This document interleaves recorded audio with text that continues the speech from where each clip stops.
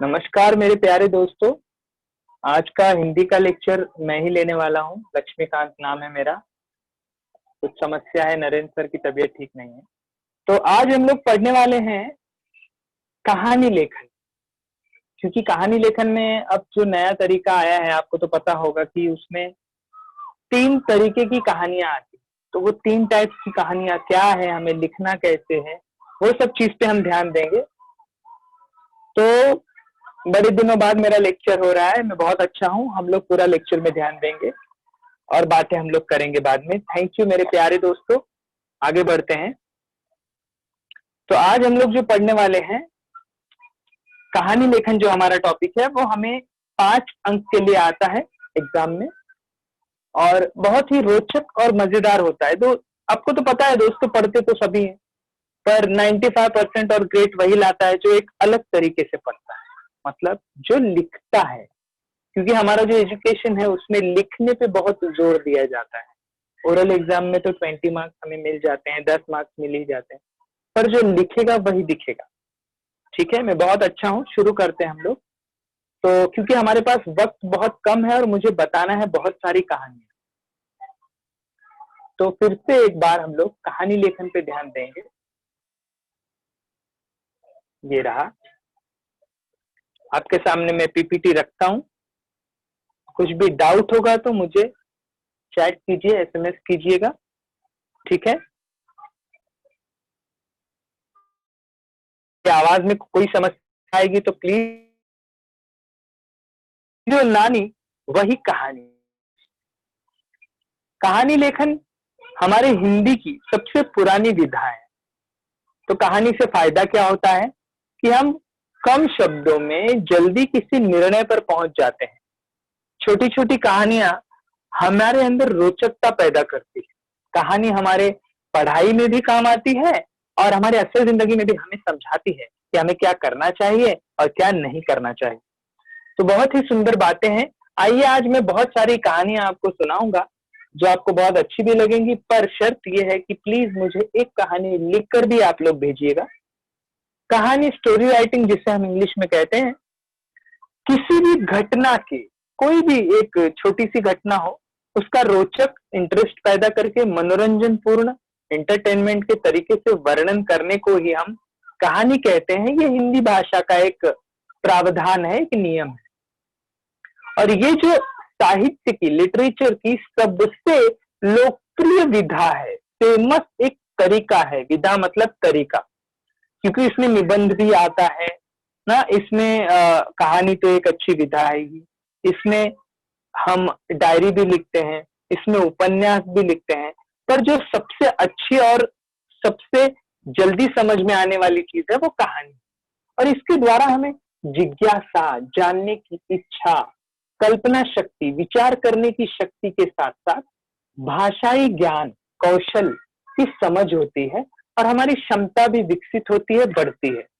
तो बहुत ही फायदेमंद ये तरीका है कहानी, और सबको पसंद भी आती है। ठीक है, तो आइए हम चलते हैं, कहानी को हम समझते हैं, फिर बाद में लिखेंगे। पहले हम समझेंगे कि कहानी लेखन के संबंध में हमें ध्यान क्या देना चाहिए। क्योंकि आप सभी जानते हैं कि ध्यान है तो ज्ञान है।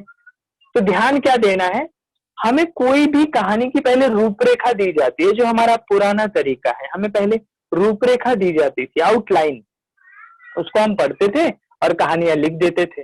पर अब ऐसा नहीं। आपको अब कहावत के आधार पे भी कहानी लिखनी है, कम शब्दों के आधार पे भी कहानी लिखनी है, और रूपरेखा के आधार पे भी कहानी लिखनी है। मेरे दोस्तों, कितने प्रकार हो गए? 3। रूपरेखा 1, शब्दों के आधार पे 2 और कहावत के आधार पे 3। तो 3 प्रकार की कहानियां अब हमें पढ़नी है, पर परीक्षा में आएगा एक ही प्रकार, और जो आएगा आपको लिखना पड़ेगा। तो आइए सीखते हैं। अब करना क्या है कि रूपरेखा जब होगा तो उसको हम पहले, कहानी जब लिखना शुरू करेंगे तो उससे पहले हमें रूपरेखा को 2-3 बार पढ़ लेना चाहिए। पर ये सवाल उठता है, परीक्षा में इतना टाइम नहीं होता। क्योंकि जब हम प्रोज, पोयम, ग्रामर लिख कर जब हम राइटिंग स्किल तक पहुंचते हैं तो हमारा टाइम और दिमाग दोनों उड़ गया होता है। मुश्किलात आ जाती है कि अब करे तो क्या करें, टाइम कम है, लिखना ज्यादा। हाँ, कंपोजिट हिंदी को थोड़ी समस्या कम होती है, आप लोगों को फायदा होता है, लेकिन इंटायर वालों को तो बहुत ज्यादा मुश्किलात होती है। तो क्या हमें करना है, हर वाक्य को पूर्ण करके लिखना है। बहुत बच्चे क्या अच्छे अच्छे शब्द लिखते हैं, वो ये नहीं समझते कि हम सही लिख रहे हैं, कहानी को बराबर लेकर चल रहे हैं, वो विचारधारा नहीं आती है, तो नंबर कम हो जाता है। फिर मन में होता है कि मैंने लिखा तो बहुत था पर मिला कुछ नहीं, तो ये समस्याएं आती है। इसलिए हर वाक्य पूर्ण हो तथा क्रम में लिखे। क्रम इसलिए मैं बता रहा हूं कि फ्लैशबैक कहानी में नहीं आता, लिखने वाली हम जो परीक्षा में लिखते हैं, इसमें ऐसा नहीं लिखना है। जैसे एक बच्चे ने लिखा था कि हाथी ने कीचड़ उठाया और दर्जी की दुकान पे फेंक दिया, उसके कपड़े खराब हो गए। उसने ऐसा क्यों किया, इसको जानने के लिए हम पीछे चलेंगे। तो ये फ्लैशबैक हमें नहीं लिखना है, क्रम में लिखना है। पहले क्या हुआ, उसके बाद क्या हुआ, एक स्टेप में वर्तमान में ही कहानी खत्म करनी है, भले वो भूतकाल की हो। और कहानी में यथोचित मतलब यथा उचित जो जरूरी है उतना ही विस्तार करें। हम करते क्या है, ज्यादा लिखने के चक्कर में कुछ भी लिख देते हैं।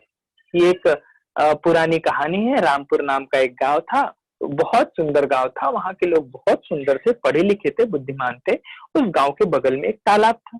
तालाब इतना विशाल था कि उसमें बहुत पानी भरा था।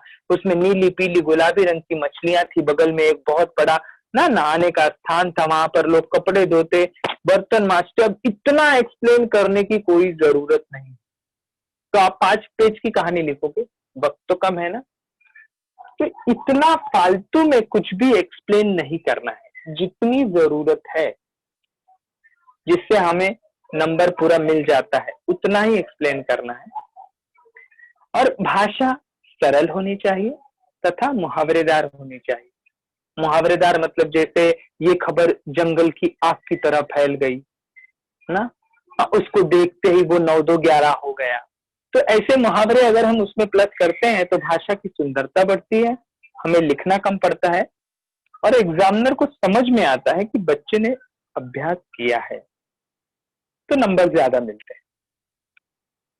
और एक घटना पूरी हो जाए, अगला जो पॉइंट है, एक घटना पूर्ण होने के बाद दूसरी घटना के समय हमें परिच्छेद बदलना है। और कुछ बच्चे क्या करते हैं मेरे दोस्तों कि लाइन ही बदल देते हैं, चेंज कर देते हैं। वो नहीं करना है, पूरी तरीके से नंबर आपका कम हो जाएगा। हमें पैराग्राफ बदलना मतलब जहां फुल स्टॉप आया वो आगे का हम लाइन छोड़ देंगे पर उसके नीचे से शुरू करेंगे। परिच्छेद बदलना मतलब लाइन बदलना नहीं होता है, यह हमें याद रखना है। फिर अगली बात है कि कहानी में लिखने के साथ उसका शीर्षक पूछा जाता है तो लिखना है, और अगर नहीं पूछा जाता है तो भी लिखना है। शीर्षक मतलब उसका टाइटल, उसके बहुत ही आकर्षित अगर वो दिखेगा तो नंबर अच्छा मिलता है। और अतः शीर्षक ऐसा देना चाहिए जो हमारी कहानी पर, कथा वस्तु पर जो व्यक्त करती हो, जो मैच करती हो। पता लगा कहानी कुछ है और आप उसके शीर्षक को कुछ लिख रहे हो तो नंबर भी कुछ मिलेगा, ये ध्यान देना।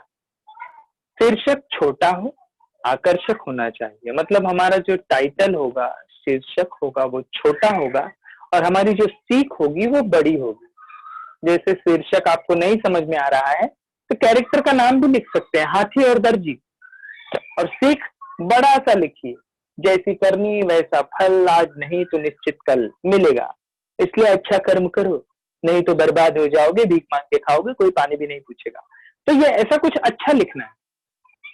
शीर्षक को छोटा और आकर्षक होना ही चाहिए। फिर कहानी से हमें क्या सीख मिलती है ये पूछा जाता है और ये लिखना भी है। अतः ध्यान से कहानी पढ़ने पर सीख का पता भी चल जाता है। जैसे आपने कभी कभी होता है कोई आउटलाइन ऐसी आ गई जो हमने पढ़ा ही नहीं, फिर भी कहानी तो लिखना ही है। तो लिखने के बाद हमें उसकी सीख भी लिखनी होती है और वो कहानी पे मैच करना चाहिए, उससे जुड़ा हुआ होना चाहिए, कुछ भी नहीं लिख देना है। क्योंकि बहुत बार क्या होता है, आउटलाइन कुछ दिया है, बच्चे कहानी कुछ भी लिख के अपने मन से याद की गई कहानी लिख देते हैं। उनको लगता है एग्जामिनर तो सही कहानी पे नंबर देगा, पर आपने जो क्वेश्चन पेपर में कहानी दिया है वही लिखेंगे तो ही नंबर मिलेगा। आगे देखते हैं, कहानी को लिखकर रूपरेखा से हमें मिला लेना चाहिए कि हमने कोई बाहर की चीज अनाप शनाप तो नहीं लिख दिया है, इसका भी विशेष ध्यान रखना होता है। कुछ भी ऐसी बातें नहीं लिखनी है कि जो कहानी में ना हो, जिससे आपके नंबर में कमी आ सकती है, इसका विशेष ध्यान रहे। तो फिर हम आगे बढ़ेंगे अगले स्लाइड की तरफ। शीर्षक और सीख, जैसा कि मैंने पहले बता दिया है कि अगर पूछा नहीं भी जाता है तो भी हमें लिखना पड़ेगा, वो अनिवार्य है। आप सभी को लिखना है, उस पे बहुत अच्छा नंबर मिलेगा आपको। अगला है कि कहानी का जो प्रसंगानुसार जो सिचुएशन है, जो वातावरण है, वो निर्माण होना चाहिए। गांव की कहानी है तो गांव का इन्वायरमेंट बनाइए। उदाहरण जैसे यदि गांव की कहानी है तो उसके गांव को रोचक तरीके से सही वर्णन करो, पर कुछ भी मत लिखो। एक बच्चे ने लिखा था, रामपुर नाम का एक गांव था, उसमें अक्षय कुमार नाम का एक किसान रहता था। नहीं चलेगा। उसकी पत्नी का नाम ट्विंकल खन्ना था, तो वो एक मजाक हो जाता है। हमें लिखने में तो अच्छा लगता है कि वाह मैंने कितना अच्छा बना दिया, हाँ मैंने हीरो हीरोइन का नाम कर दिया, पर नहीं, ये आपको नंबर नहीं दिलाएगा। इसका विशेष ध्यान देना। गांव का है तो गांव के हिसाब से नाम रखिए, रामू श्यामू अजय विजय जैसे साधारण नाम होता है। और कहानी में अगर डायलॉग आते हैं, संवाद आते हैं, तो उसका अवतरण चिन्ह लिखना अपेक्षित है, अनिवार्य है। उससे पता चलता है कि कहाँ कहाँ बोला गया है। अवतरण मतलब आपको पता होगा, डबल इन्वर्टेड कॉमा, ये चिन्ह होना चाहिए, तो वो समझ में आएगा कि डायलॉग बोला गया है। सिंगल कब लिखते हैं? जब हम किसी विशेष वस्तु या किसी पुस्तक या किसी के अगर ध्यान देते हैं, ठीक है। कहानी के लिए हमें कम से कम 80 से 100 शब्दों तक लिखना होता है, मतलब 1 पेज या 1.5 पेज भी लिख सकते हैं, इसमें आपको नंबर मिलेगा। पर ऐसा नहीं कि 4 पेज, हमारे पास टाइम है, कंपोजिट हिंदी है, बहुत सारा हमारे पास वक्त है, तो अत्यधिक एक्सप्लेन करना भी जरूरी नहीं है, इसका ध्यान रखेंगे हम। तो आइए हम देखते हैं हमारी कहानी के प्रकार।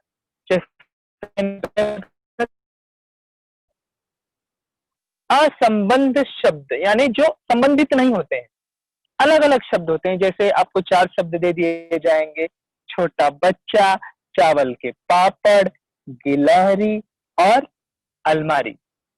तो ये अलग अलग शब्द हैं, पर आपको कहानी बनानी, ये एक प्रकार हुआ। दूसरा, हमने हमेशा लिखा है मुद्दों के आधार पर, जिसे हम रूपरेखा कहते हैं, इंग्लिश में आउटलाइन कहते हैं। और तीसरा प्रकार होता है मेरे दोस्तों सुवचन, सुंदर वचन, कहावतों के आधार पे कहानी। हमने पेज नंबर दिया हुआ है, वो आपके एसएससी के टेक्स्ट बुक की है, लेकिन ये इंटायर हिंदी का है, ठीक है। कंपोजिट हिंदी में भी है कहानियां, ध्यान दीजिएगा। तो ये 3 तरीके की कहानियां हैं, और इन 3 तरीकों में हमें एक तरीके की कहानी ही लिखनी है। तो चलो पहला तरीका देखते हैं, कहावत के आधार पर कहानी। तो अभी तक मैंने जितना पढ़ा है आपको समझ में आया? मैं देखता हूँ आप लोगों ने क्या मैसेज किया है कि नहीं। कुछ डाउट है तो आप मैसेज कर सकते हैं। मेरी आवाज सुनने दी है? हाँ, शीर्षक मतलब टाइटल। अच्छा, हाँ हाँ, सब समझ में आ रहा है, थैंक यू। हाँ, फिल्म की कहानी में फ्लैशबैक होता है, पर हमें एग्जाम की कहानी में फ्लैशबैक नहीं देना है, ठीक है, चलेगा? ठीक है, मैं आ रहे हैं।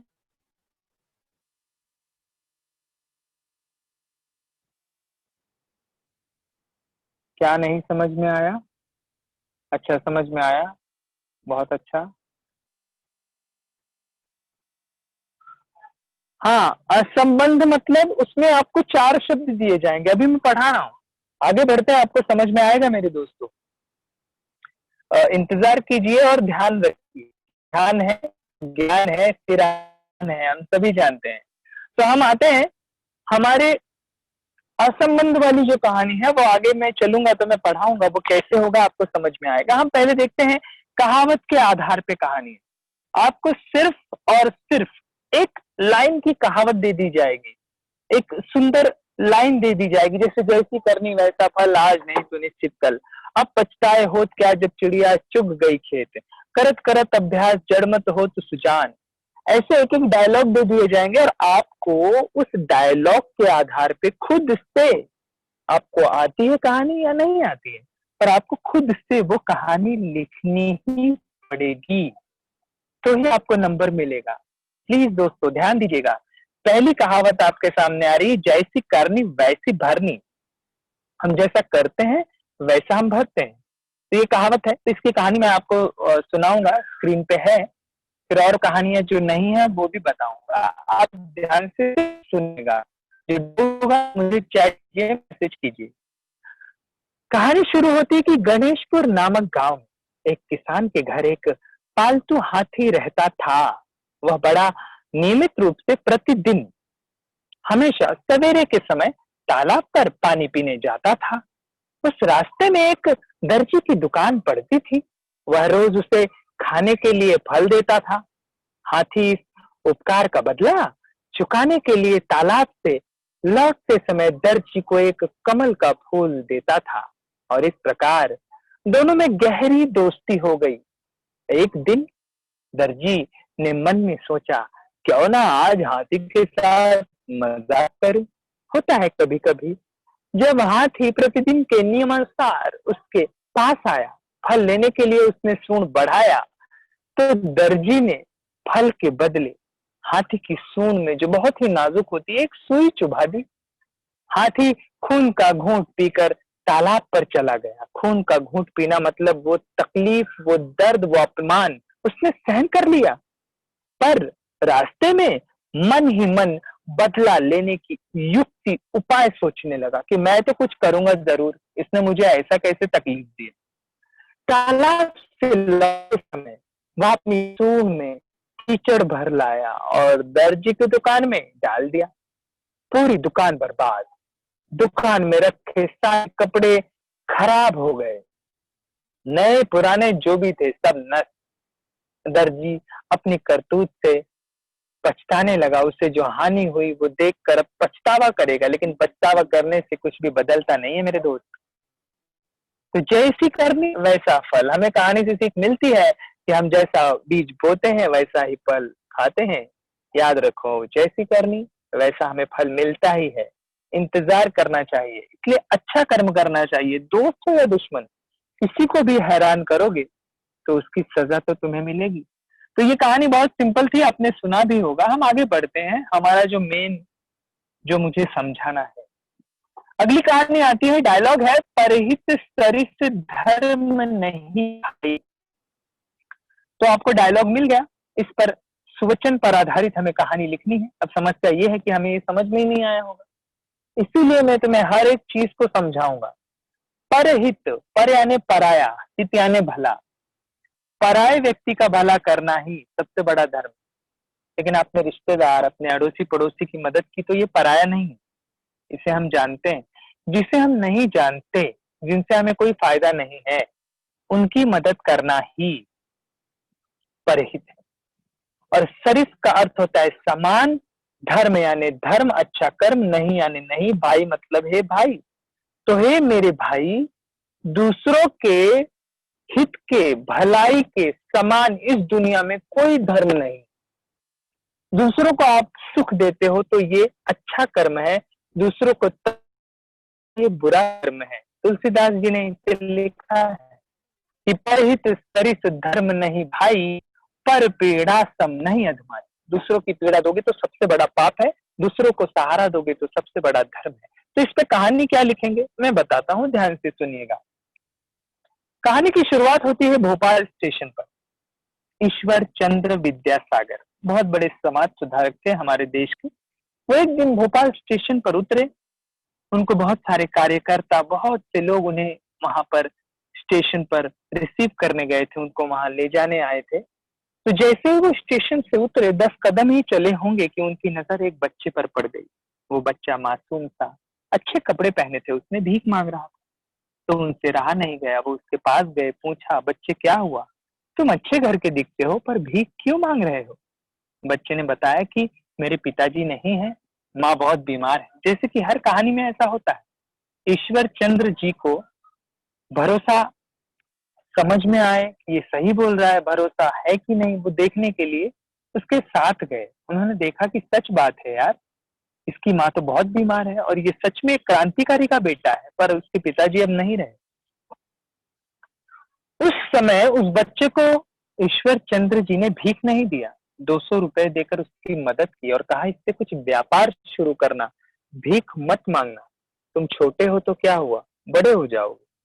समय गुजर गया 15 वर्ष का, और फिर एक दिन खुदा की ऐसी रहमत हुई, भगवान की कृपा, कि ईश्वर चंद्र उसी स्टेशन पे उतरे, और वो उतर के कुछ ही कदम चले थे कि वो बच्चा जो अब नौजवान हो चुका है उनके कदमों में पड़ा हुआ था, पैर छू रहा था, रो रहा था। उसने कहा कि मैं बहुत वर्षों से आपके इंतजार में हूँ, आपने जो मुझे मेरी मदद की 200 रुपए देकर, आज मैंने बहुत बड़ी दुकान बना ली। सामने देखिए, आज भी भोपाल स्टेशन पे आप जाएंगे तो आपको वो ईश्वर चंद्र विद्यासागर की फलों की दुकान दिखेगी। तो कहने का मतलब ये निर्णय होता है कि परहित स्तरित धर्म नहीं भाई। अरे अपना पेट तो कुत्ता बिल्ली भी पाल लेता है यार, असली इंसान वही है जो इंसान के लिए मरता है, तो दूसरों का बड़ा धर्म होता है। ये कहानी पूरी होती है। तो ऐसा अगर हम अंत में लिखते हैं, वो सीख भी बन जाती है। तो इस तरह से आपको कहानी में अच्छा नंबर मिलेगा अगर आप लिखेंगे। आप कोई भी कहानी लिख सकते हो, जितनी भी आपने कहानियां पढ़ी होंगी समाज सेवा में, दूसरों की मदद में, वो लिख सकते हो, ठीक है। जरूरी नहीं है कि मैं जो बताऊं वही आप लिखो, पर वो कहानी इस भाव से मिलना चाहिए, अटैच होना चाहिए, ठीक है। चलो अगली कहानी पे चलते हैं। मैं फिर आपकी जो डाउट है वो मैं देखूंगा। अगली कहानी है, कहावत है, करत करत अभ्यास जड़मत होत सुजान। करत करत यानी करते करते, क्या अभ्यास, जड़मत यानी मूर्ख, जिसकी मति जड़ होती है, जिसे हम मूर्ख कह सकते हैं, होते यानी होता है, सुजान का मतलब बुद्धिमान, सज्जन। तो अभ्यास करते करते मूर्ख व्यक्ति भी बुद्धिमान बन जाता है। इसमें कहानी क्या आती है, आपने सुना होगा, फिर भी सुनिएगा। कहानी है एक बच्चे की जिसका नाम है विजय। विजय पढ़ने में बहुत कमजोर था। हर क्लास में, हर कक्षा में वो 1-2 साल फेल हो ही जाता था, और इस साल भी वो फेल हो गया। उसे बड़ा दुख हुआ। उसने अपने मन में विचार किया कि मैं ही क्यों हर साल फेल हो जाता हूँ, मैं इतना बुरा हूँ।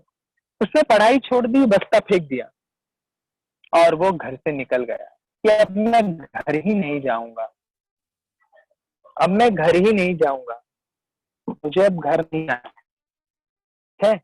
और वो निकल पड़ा। जाते जाते 1 गांव, 2 गांव, 3 गांव छोड़कर जब वो चौथे गांव में पहुंचा, तो था तो बालक की भूख लग गई, प्यास लग गई, परेशान हो गया। तो उसने देखा बगल में एक कुआं है, औरतें वहां पानी भर रही हैं। तो वहां गया, उसने कहा माँ जी मुझे जरा पानी पिला दीजिए, मैं बहुत दूर से आया हूँ। बूढ़ी औरत उसे पानी पिलाने लगी। वो कर पीने लगा, और ऊपर से यूं पानी छोड़ते हैं और अंजलि से पानी पीते हैं दोनों हाथों। तो वो पानी पी ही रहा था कि उसकी नजर उस कुएं पर, जो कुएं की 4 दीवारी होती है पत्थर की, उस पर गई। उसने देखा उसमें बहुत बड़े बड़े खड्डे पड़े हुए हैं। उसने पूछा माँ जी ये खड्डे किसने बनाए हैं। तो वो बूढ़ी औरत हंसने लगी। उसने कहा अरे ये मुलायम सी रस्सी ने घिस कर काटे हैं पत्थर को, ये घर्षण से इतना कटा हुआ है, रस्सी आते जाते इतना कट चुका है ये पत्थर कि इसमें निशान पड़ गए, खड्डे हो गए। उस बच्चे की समझ में आ गया कि अरे बाप रे, एक मुलायम सी रस्सी जब पत्थर को घिस कर काट सकती है, तो क्या मैं अगर बार बार कोई चीज प्रैक्टिस करूं, अभ्यास करूं, तो क्या वो मुझे याद नहीं हो सकता? ऐसा तो होगा नहीं। वो वहां से तुरंत घर आया। उसने अथक परिश्रम किया, बहुत प्रयास किया, बहुत बार लिखा, बहुत बार पढ़ा, और वो अब हर साल अच्छे नंबर से पास होने लगा। तो इस कहानी से हमें ये पता चलता है कि करत करत अभ्यास जड़ मत हो तो सुजान। इंसान कुछ भी कर लेता है, कुछ भी नहीं है मुश्किल अगर ठान लीजिए, और एक बार मेरा कहा मान लीजिए। तो आपको समझ में आई होगी ये कहानी। हाँ हाँ, ये कहानी मैंने बताई थी। तो मेरी कहानी समझ में आ रही है? मेरी आवाज में थोड़ा सा प्रॉब्लम हुआ होगा। अच्छा, स्क्रीन शेयर तो मैं चला रहा हूँ। अच्छा अच्छा अच्छा।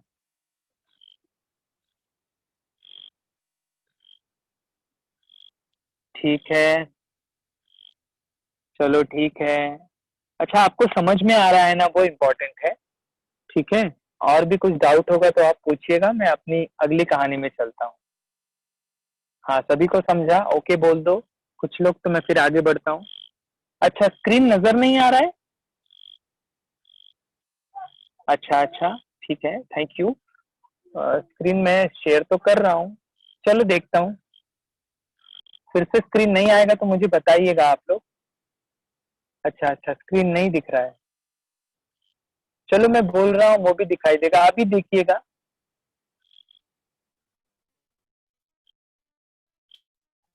हाँ, स्क्रीन नजर आ रहा है।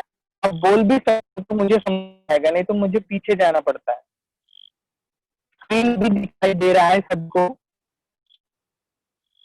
कि नहीं दिखाई दे रहा है? आप ओके बोल सकते हो तो मैं समझ जाऊंगा।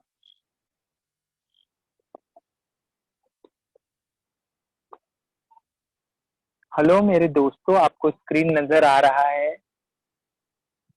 देखो, मैंने स्क्रीन को फुल स्क्रीन भी कर दिया है, तो क्या ये आपको दिखाई दे रहा है?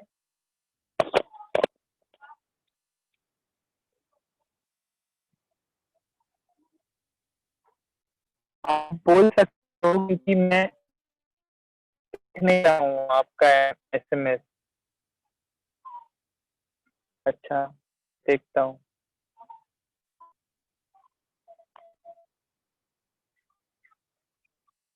अच्छा अच्छा, कुछ लोगों को दिखाई दे रहा है, ठीक है। जिनको नहीं दिखाई दे रहा है मतलब कुछ तो प्रॉब्लम है, क्योंकि मैं यहाँ से बराबर स्क्रीन शेयर कर रहा हूँ। चलेगा? चलो हम आगे चलते हैं, हमारी सबको नजर आ रहा है। तो हमने परिहित सरिस धर्म नहीं भाई, और करत करत अभ्यास। अगली कहावत, अब पछताए होत क्या जब चिड़िया चुग गई खेत। ये कहावत आएगी तो हमें कहानी क्या लिखना है मैं बताता हूँ, आप सुनिएगा। बहुत सुंदर सी कहानी आएगी। आप इसमें एक कहानी और लिख सकते हैं, आपने बचपन से पढ़ी होगी। वो कहानी है, सोने का अंडा देने वाली मुर्गी। वो किसान को मुर्गी मिलती है, रोज एक सोने का अंडा देती है।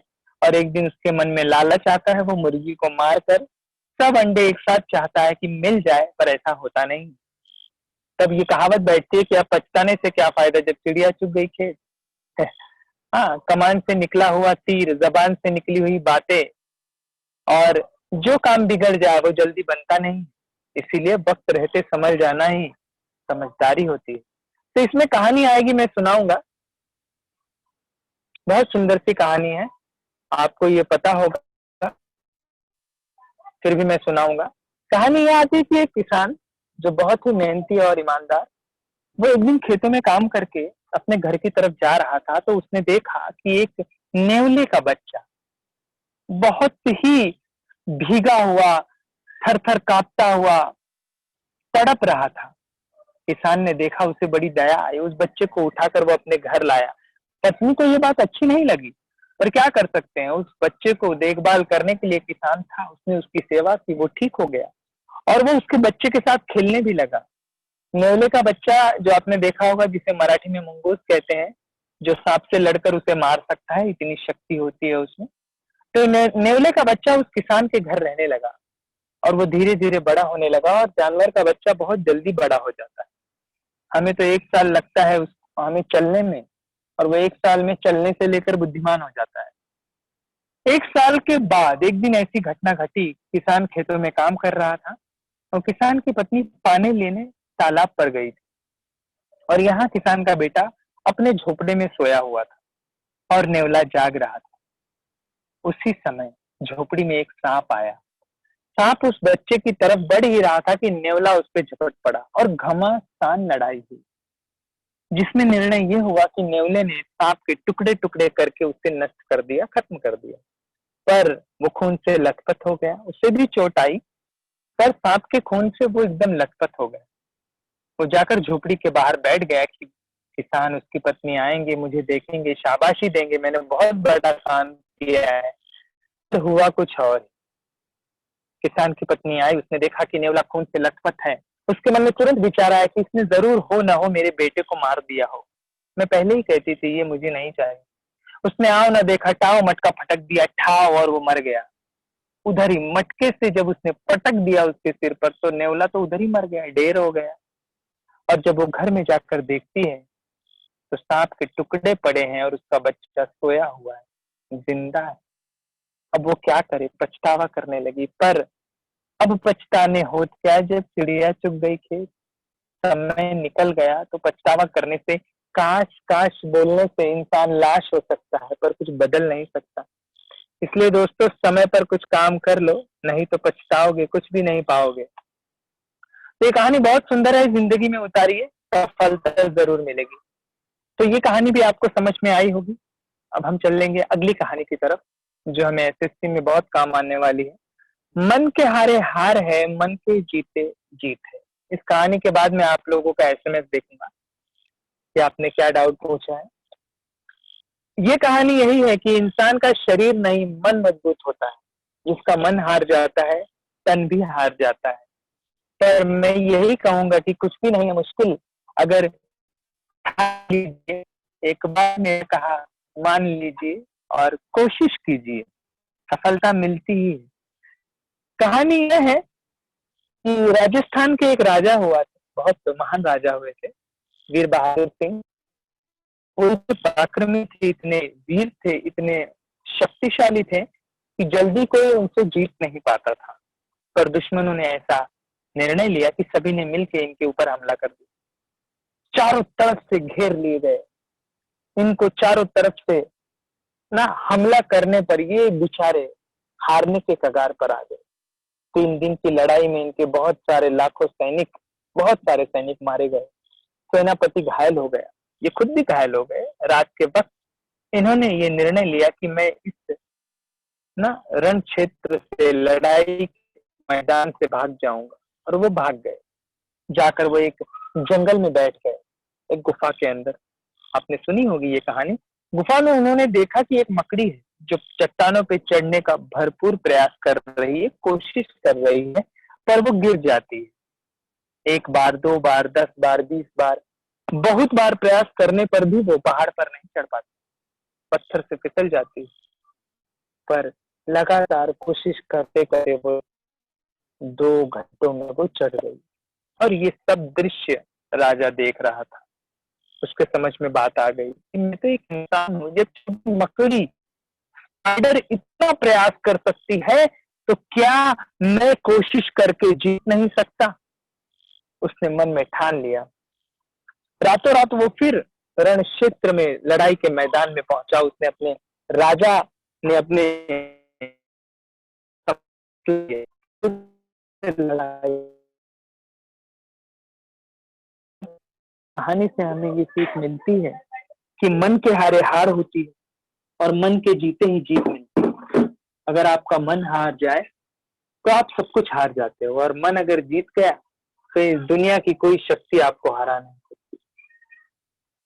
तो आपको ये कहानी भी समझ में आ गई होगी। कुछ डाउट है तो मैं देखता हूँ आप लोगों को, किसी को कुछ डाउट होगा तो।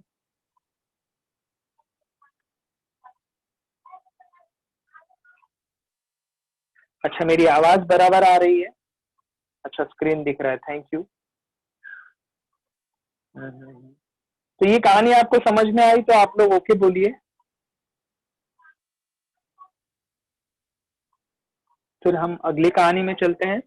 मेरे दोस्तों, सभी कहानी सुन लो, क्योंकि कौन सी कहानी कब आ जाएगी और हम जल्दी में लिखते हैं तो वो बहुत काम आएगी, इसलिए मैं हर कहानी को डिटेल में समझा रहा हूँ।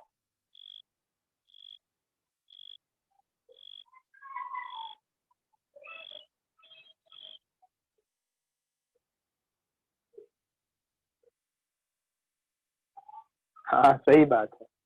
हाँ, इंसान हार गया तो वो मरने के समान ही होता है, सही बात। लेकिन हमें कोशिश करना बहुत अनिवार्य है जिंदगी। कोशिश करते रहो, क्योंकि हमारे पास एक ही चीज है ना, कोशिश। इंसान अगर कोशिश करे और इंतजार करे तो दुनिया की हर वस्तु उसके कदमों में आ सकती है दोस्त, लेकिन इंसान न कोशिश करना चाहता है न इंतजार करना चाहता है, इसीलिए कुछ नहीं पाता है। ठीक है। तो आपको कहानी समझ में आ रही है? कोई डाउट है?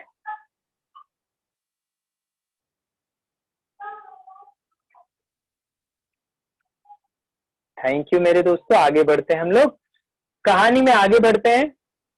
फिर कुछ डाउट होगा तो मैं बीच में पूछूंगा। फिर हमारा जो अगला तरीका आता है वो है शब्दों के आधार पर कहानी लिखिए। शब्दों के आधार पर दोस्तों आपको सिर्फ दिख रहा है, सिर्फ आपको शब्द दिया जाएगा। यहाँ पर 6 शब्द दिए हैं, जैसे स्त्री, अन्न, पत्थर, चोरी, महात्मा, न्याय।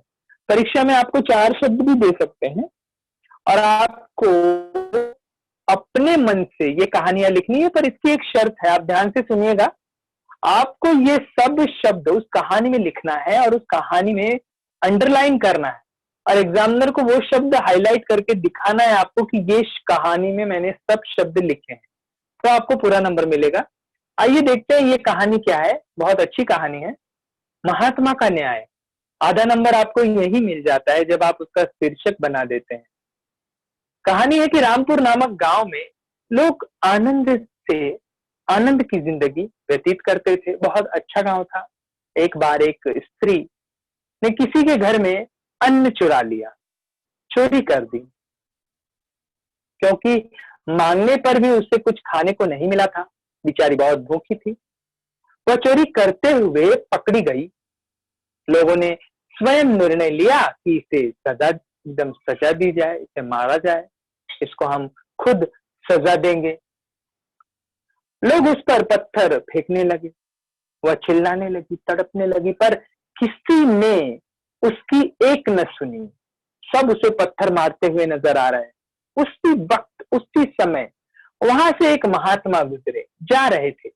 उन्होंने जब देखा तो इसका कारण पूछा कि भाई ऐसा क्यों किया जा रहा है। तो लोगों ने उस अन्न चुराने वाले की सारी घटना सुना दी कि इसने तो अनाज चुराया है, ये तो बहुत बड़ी चोर है। कहा कि अब आप ही बताइए, इसका फैसला क्या हम गलत कर रहे हैं? महात्मा ने बोला, अरे बहुत अच्छा काम कर रहे हो, इसे दंड तो अवश्य मिलना चाहिए और आप वो काम कर भी रहे हो, क्योंकि इसने बहुत बड़ा पाप किया है। पर एक बात है, लेकिन जब ये सुना ना लोगों ने, वाह, गांव वाले खुश, वाह हमने बहुत अच्छा काम किया है, और उतावले हो गए और पत्थर फेंकना है। क्योंकि हमारे देश में नहीं, दुनिया में यही हाल है, दूसरों को पत्थर मारते सबको मजा आता है। महात्मा ने उन्हें रोका और कहा कि देखो, पहला पत्थर वही मारेगा जिसने जीवन में कभी कोई पाप न किया हो। ये सुनते ही सभी लोग एक दूसरे का मुंह देखने लगे, हे भगवान, ये क्या हो रहा है?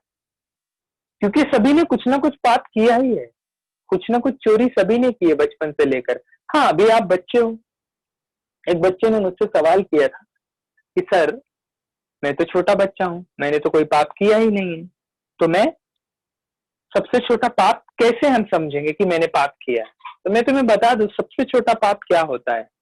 आपने किसी भी इंसान को जिसकी कोई गलती नहीं है, मन में उसके लिए अगर आपने गाली भी दी या उसको भला बुरा कहा, उससे उससे आप ईर्ष्या कर रहे हो ना, जलन, तो ये भी पाप है, क्योंकि वो भी एक आत्मा है और आत्मा में ही परमात्मा है।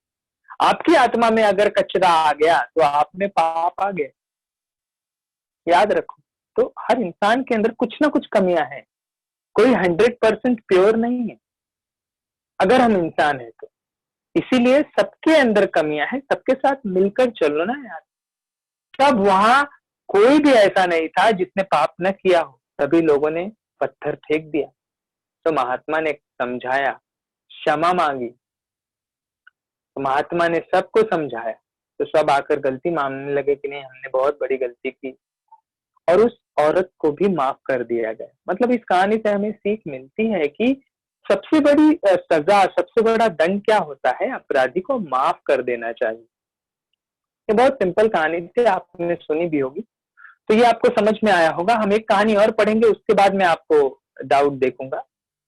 अब ये देखिए, ऐसी कहानियां आपको परीक्षा में आती है, इस तरीके से दिख रहा है। ये है शब्दों के आधार पर कहानी। और जैसे पहली कहानी दी गई है, देखो, अलमारी, गिलहरी, चावल के पापड़, छोटा बच्चा। ये चार कहानी, मतलब चार शब्द दिया गया है। अब इसको कहानी कैसे बनाना है? कुछ भी बनाइए, पर इसमें एक मतलब निकलना चाहिए। और इसमें चारों शब्द को परीक्षा में आप जब लिखेंगे तो कहानी में जब वो आएगा चारों शब्द फर्स्ट टाइम, तो उसको अंडरलाइन या बॉक्स बनाइए, एग्जामिनर को दिखाइए कि देखो ये चारों शब्द हमने इस कहानी में जोड़कर कहानी बनाई है। चलो मैं सुनाता हूं बहुत सुंदर सी कहानी, ठीक है। अतुल जब परीक्षा देकर घर आया, आज वो बहुत खुश था, क्योंकि उसकी मम्मी पापा ने कहा था जब परीक्षा पूरी हो जाएगी तो हम नानी के घर जाएंगे। वो भागा भागा मम्मी के पास गया कि मम्मी मेरी परीक्षा पूरी हो गई, पिताजी से कहिए कि अब नानी के घर चलेंगे। पिताजी ने जब आए तो उन्होंने भी सुना और वो भी तैयार हो गए कि नहीं, चलना ही है। रात की ट्रेन से सभी लोग नानी के घर निकल गए। सवेरा होते ही नानी के घर पहुंच गए। और छोटा बच्चा, देखो एक शब्द आया छोटा बच्चा, जरूरी नहीं है कि आगे पीछे आया और आप शुरू से भी वो शब्द ला सकते हो। अलमारी है तो पहले अलमारी ला सकते हो, ये भी चलेगा। अब वो छोटा सा बच्चा भाग के नानी के पास गया, बहुत खुश हुआ। उसने देखा कि नानी के घर के पास तो बहुत बड़ा बगीचा है। वो वहां घूमने के लिए गया तो उसने देखा कि घर के बगल में एक अलमारी पड़ी हुई, और वो भी लकड़ी की अलमारी, थोड़ी सी टूटी फूटी है। फिर भी उसने नानी से पूछा, नानी ये अलमारी बाहर क्यों रखी है? नानी ने समझाया कि ये खराब हो गई है, इसलिए हमने इसे बाहर रख दिया है। लेकिन बच्चे का मन रहा नहीं गया उससे, जिज्ञासा प्रबल होती है। वो उस अलमारी के पास गया। उसने जब उस अलमारी का दरवाजा खोला तो उसमें से एक गिलहरी, गिलहरी होती है जो पेड़ पे बहुत जल्दी जल्दी दौड़ती है, भागती है, खरगोश की तरह उसे दो दांत होते हैं, बहुत तेज चबाकर फल खाती है, और उसकी पूंछ बहुत बड़ी होती है, आपने देखा होगा। गिलहरी दौड़कर गई और पेड़ पर चढ़ गई। वो बच्चा उस गिलहरी के पीछे गया। उसने सोचा कि ये मेरे साथ खेलेगी, पर वो नीचे उतर ही नहीं रही। वो दौड़ कर गया नानी के पास कि नानी वो गिलहरी मेरे पास नहीं आती है, मैं कैसे उसे बुलाऊं, वो मेरे साथ नहीं खेलती है। तो नानी ने कहा रुको, मैं तुम्हें चावल के पापड़ देती हूँ। डोसा बनाते ना, डोसा डोसा, सादा डोसा, मसाला डोसा। तो उसने चावल के पापड़ यानी डोसा दिया, ले जाओ उसे खिलाओ, वो आएगा। बच्चा खुशी खुशी वो चावल के पापड़ ले गया। उसने कुछ खाया और कुछ बच्चे ने उस गिलहरी के सामने फेंक दिया। गिलहरी पेड़ के नीचे आई, वो चावल के पापड़ खाने लगी। रोज ये सिलसिला शुरू हो गया। बच्चा उसे छोटा सा बच्चा उसे चावल के पापड़ देता, वो उसके साथ खेलती, कभी कंधे पे कभी सर पे दौड़ती। ऐसे 5-6 दिन गुजर गए और एक दिन ऐसा हुआ कि वो गिलहरी नहीं आई। छोटे बच्चे ने देखा, चारों तरफ देखा, पूरे मैदान में देखा, पूरे बगीचे में ढूंढा, छत पर ढूंढा, पर वो गिलहरी कहीं नजर ही नहीं आई। बड़ा दुखी हो गया, उदास हो गया। दूसरे दिन भी वो नजर नहीं आया। उसने नानी से पूछा, पापा से पूछा, मम्मी से पूछा, पर कोई क्या बताए, किसी को कुछ समझ में ना आए। अंत में नानी ने समझाया कि देखो तुम शहर से आए हो, 10 दिन में चले जाओगे, हमें बहुत याद आओगे ना। ठीक उसी तरह वो गिलहरी भी तुम्हारे पास आई, खेला उसने तुम्हारे साथ, जिंदगी के कुछ समय दिए, और वो अपने माँ बाप के पास चला गया। मतलब दुनिया का यही दस्तूर है, जो तुम्हारे पास है कल तुमसे दूर है, इसलिए सबके साथ मिलकर रहो। जो जब तक तुम्हारे साथ है मिलकर उसके साथ प्यार से रहो, क्योंकि कौन कब कहाँ चला जाए इसे पता नहीं। मतलब इस कहानी से हमें सीख मिलती है कि दुनिया की यही रीत है, जो आज तुम्हारे पास है वो कल तुमसे दूर है, इसीलिए सबके साथ प्यार से रहिए। इसका आप शीर्षक लिख सकते हो, चावल के पापड़ या छोटा बच्चा, अलमारी और गिलहरी। आप कुछ भी शीर्षक लिख सकते हो, आपको नंबर मिलेगा, कोई प्रॉब्लम नहीं आएगा। तो ये कहानी भी आपको मुझे लगता है समझ में आई होगी अच्छे से। कुछ डाउट है? हाँ, आप ऑर्डर भी बदल सकते हैं और ऑर्डर के हिसाब भी लिख सकते हैं, कोई प्रॉब्लम नहीं होता है। गिलहरी एक प्रकार का प्राणी होता है जो दौड़ता है। आपको कहानी बहुत अच्छी लगी, कैसे अच्छी लगी मुझे बताइएगा, और डाउट नहीं है। Thank you, very nice. और कुछ भी डाउट होगा तो आप बताइएगा मुझे। क्या बात है, धन्यवाद, आप लोगों को समझ में आया। तो मैं क्या चाहता हूं कि प्लीज आप एक स्टोरी ना प्लीज मुझे भेजिएगा लिख के, आप लोग सर को भेजिए, वो मुझे बताएंगे। वो आपको समझ में आया, थैंक यू। हाँ, आप पेन से लिखिएगा और अंडरलाइन भी पेन से ही करिएगा। पेंसिल का प्रयोग हिंदी के विषय में मेरे दोस्तों, ये मेरी गुजारिश है, रिक्वेस्ट है, ध्यान से सुनिएगा। पेंसिल का प्रयोग नहीं करना है, ना विज्ञापन में, ना कहानी में, ना निबंध में, कहीं पर भी। पूरा पेन से लिखना है सभी को, ठीक है। एक कहानी लिखिए और मुझे सर को भेजिए आप, जो कहानी आपको अच्छी लगी हो, जो भी कहानी आपको इसमें से अच्छी लगी, ठीक है। तो थैंक यू मेरे दोस्तों, हम लोग फिर मिलेंगे अगली कहानी में। कहानी है तो जिंदगानी है, मैंने हमेशा कहा है, और आपका ध्यान है तो ज्ञान है, तो वो बहुत जरूरी है, क्योंकि ये वक्त, ये टाइम, ये एसएससी दोबारा नहीं मिलने वाला। तो लिख कर सर को भेजिए, सर मुझे भेज देंगे, निशांत सर या ध्रुव सर, जिसे भी आप भेजेंगे वो मुझे भेज देंगे। तो टाइम पूरा होता है, फिर हम अगले लेक्चर में मिलेंगे, ठीक है। थैंक यू मेरे दोस्तों, पढ़िएगा और लिखिएगा। तो सर जी, अभी मैं लेक्चर को एंड करूं, क्योंकि टाइम शायद हो चुका है। सर मैं करता हूँ सर। मुझे सर ने बोला था 6:50 तक होगा। हाँ सर, मैं एंड करता हूँ ना अभी।